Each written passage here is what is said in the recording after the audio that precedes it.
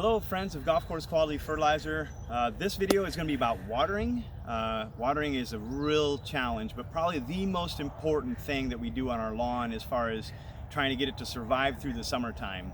Cool season grasses, they don't like any temperatures above 88 degrees, so any of these hot days is a real struggle trying to keep the turf going.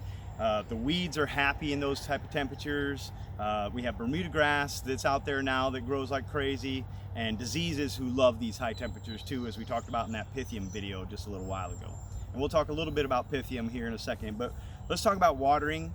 And so with watering, we want to try to mimic Mother Nature's good rainfall as much as we can. And so with the rotor heads that people have in their lawn for their irrigation, and that's one of these right here. This is the one that kind of rotates. See right here, is it that one? And so this guy rotates back and forth and has a stream that goes out of it. And so there's a stream of water and it goes back and forth, and sometimes they're full circles, sometimes they're half circles or partial circles, but that's the one that comes out like a sprinkler would do with this stream, right? And so those guys every 15 minutes on average put out about 1/10 of an inch of water, okay? And so 1/10 of an inch of water is not enough to do anything. So if we're doing 30 minutes, we're getting 2/10, and a 2/10 of an inch rain doesn't barely even last a day. And so that's not near enough. That'll force us to start watering every day. And so what we're doing, if we're watering every day at 30 minutes, we're just getting that top portion of the soil wet, not getting deep enough to keep all these other roots nice and saturated and giving them an opportunity to absorb and add moisture to the plant as well. And so if we're just watering that, it's going to be like this shallow. Eventually these roots are going to really start to shrink up and even disappear and die, and we'll have a real shallow root system.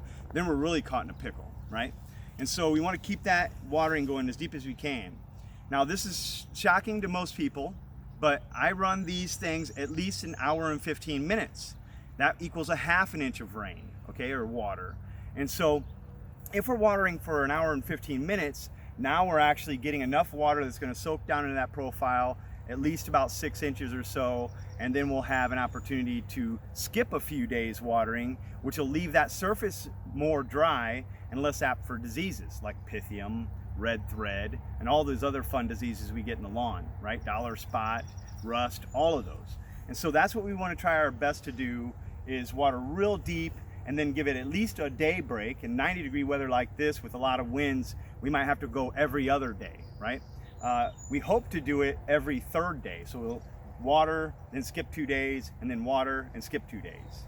Now sometimes the heat will make the grass start to turn purple just on its own. And so there's a little cheat system with that one.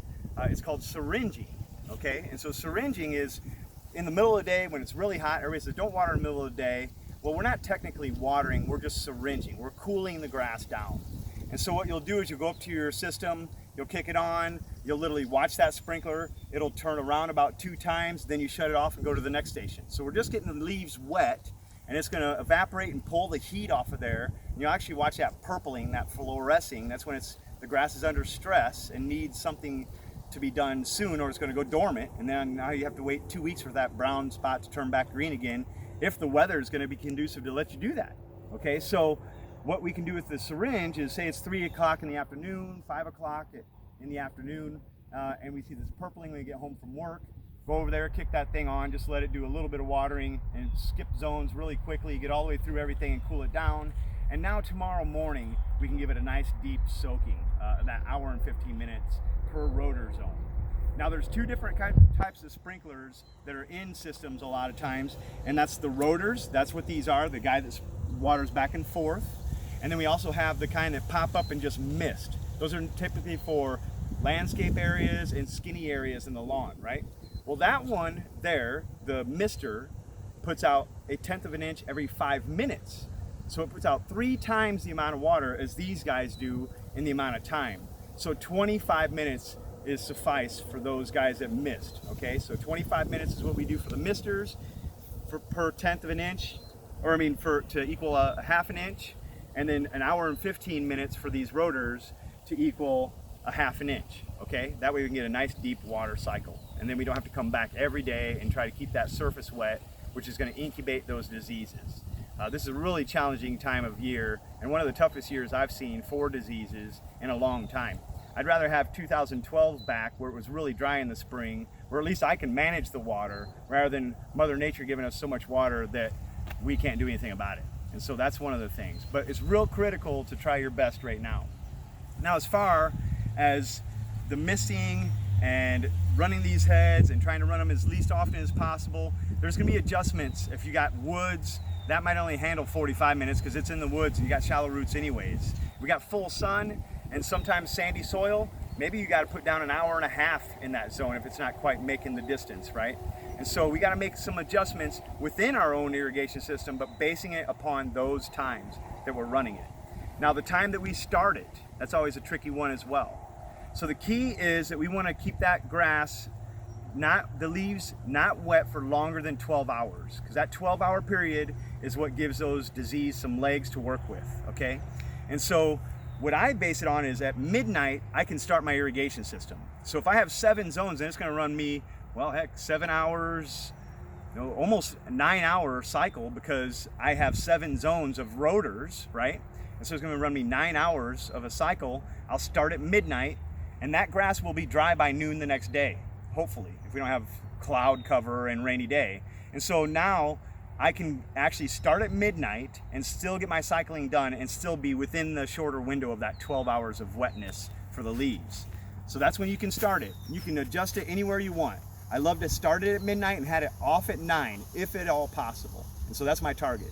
Some people have 15 zones, right? A bunch, because they got a huge lawn.